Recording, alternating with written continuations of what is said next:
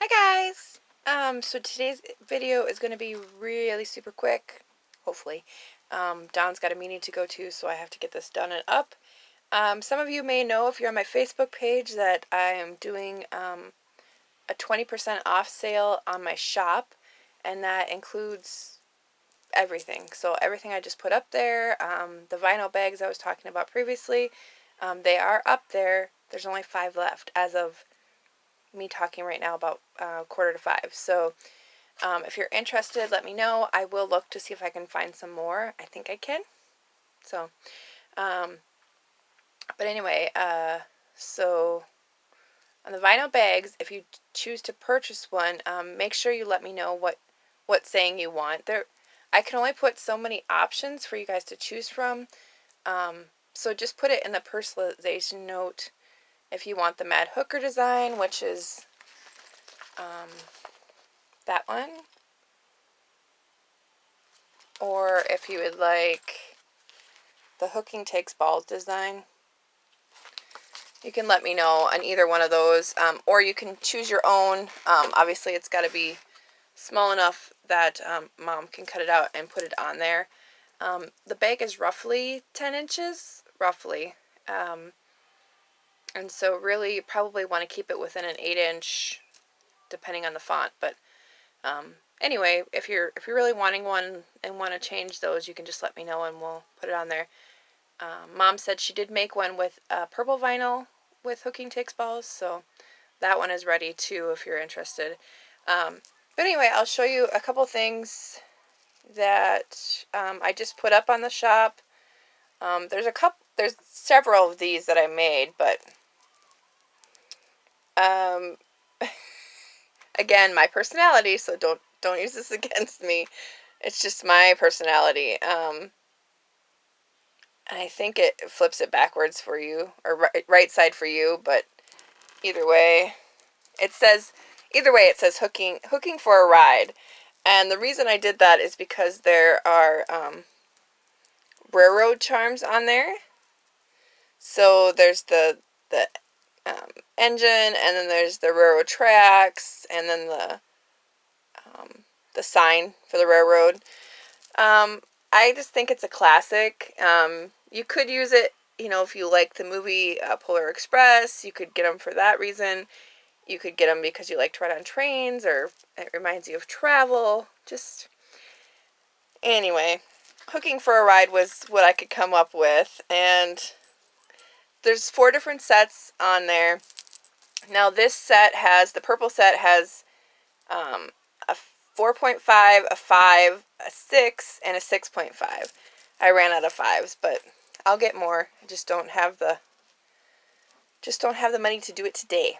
Then the gold set, I kind of used some different gold beads, and gold leverback has a 6, a 7, an 8, and a 9. But then if you think about it, you could use the 4 from the 4 ride as a number 4 too. It's just an idea. So there's those 2. And then I made 2 more angel sets. This one has 4 of them on it. A 5, a 5.5, a 6, and a 6.5. Those are just the pink angel sets with the numbers. So this one has 4, and then the other set has 6. And that one starts at a 4, 4.5, 5, 5.5, and 6, and 6.5. I did make several other ones. There was kind of a seashell one, a red and white heart one. I do have 2 sets. One's already gone, spoken for. So there's one more still up there. But anyway, there's some more stuff up in my shop if you want to take a look at it. As far as the fair yesterday, it was slow. Really, really, really slow. Slower than what they normally say. And with craft fairs, you just have to take into account that this year might be different from last year, and that last year might be different from this year. It's a Russian roulette as far as Is the weather good? Is the weather too good and people are outside because it's fall, and in South Dakota there's not many more nice days left. So it was 60-ish and the sun was shining. There wasn't as much wind as there was on Saturday. Saturday the wind was so bad that it would blow me away. So anyway, the traffic was slow. I didn't have any sales up until I had messaged Ella about 2:15 and said, hey, I don't have any sales yet. You know, this is a bummer. And then a little boy came up and started talking to me, and his dad was with him. And he explained that he crochets. And so we got into a conversation, and if you're watching, hi! I asked him what he crocheted, and he said he crocheted a scarf for his mom, and I teased him and I said, you can make spiders like these for your mom too and scare her if you want. But ended up buying a little turtle keychain, and then the keychain actually came apart, which I guess when I look at my keychains, I just go with them, you know, because you get them and they come out like this. Well, this part right here came off. And I didn't have any tools with me. And he didn't have the dad didn't have his tools either. But I just put it on the next loop. And he said that was fine, he'll fix it. But then he bought Timothy the T-Rex too. So I got to make another one of those. I'm out of dinosaurs. Got to make more dinosaurs. But that was really cool. And then he ended up coming back. When he came back the second time to buy the T-Rex, I gave him my card and I said, because his dad was talking to him again about how he could start making these if he wanted to continue to crochet and learn. Oh, dog's barking. So I gave him my card and I said, if you look me up on YouTube and you look up my channel, then you'll find other crocheters out there, and you can find the ones that actually have tutorials and teach you how to do different stitches, different techniques and all that kind of stuff. So he was kind of excited. I was really encouraged by the dad encouraging him.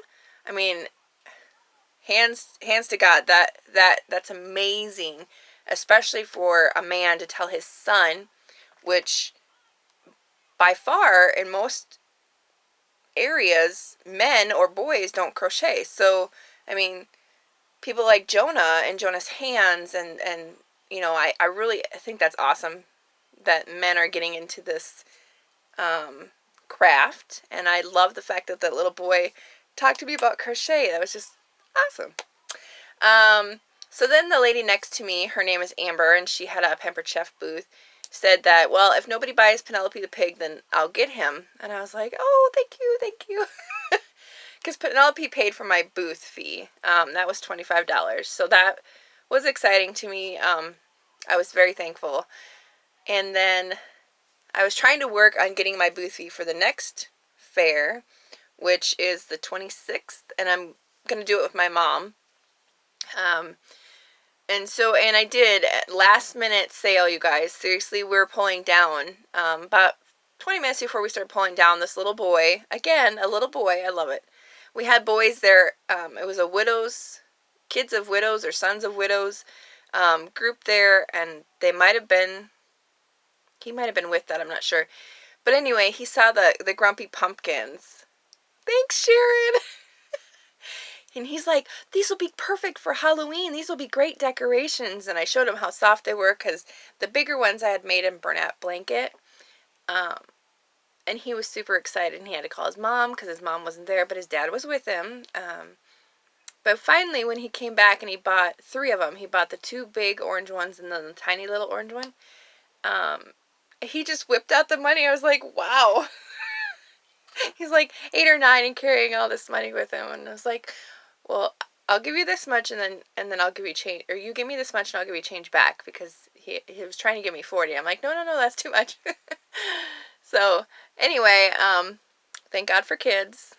Very appreciative that kids know what they want and they want to buy. So anyway, other than that, it was a really slow. The lady next to me, believe it or not, actually was selling F-bombs.